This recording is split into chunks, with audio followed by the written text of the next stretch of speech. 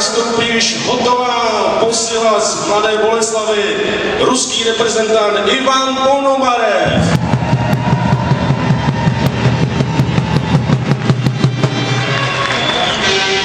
V obraně dnes nastoupí kapitán Lukáš Mlejnek.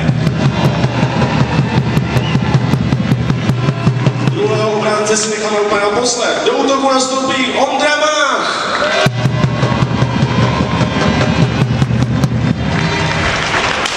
Centrem bude Martin Jeřábek.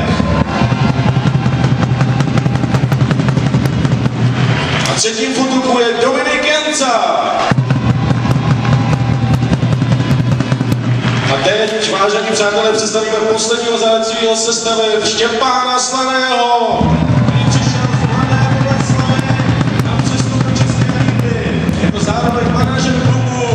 Podílí se na spoustu věcí v klubu jako takové. Pojďte ho přivítat ještě jednou. Děkujeme, Štěpáne.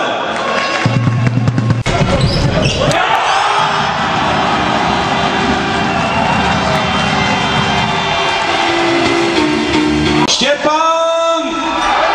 Štěpán! Štěpán!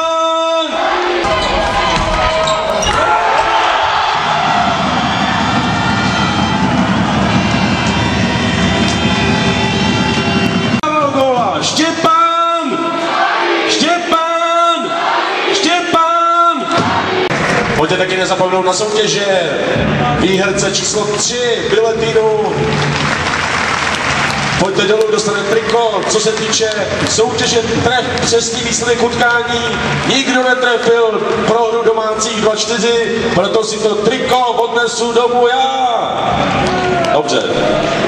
Takže ještě jednou děkujeme za vaši účast a pojďte se zase účastnit někdy příště. Já nevím kdy, ale zjistíte to na Facebooku nebo na stránkách mbcčeskalípa.cz. Pojďte ještě jednou poděkovat oběma týmům.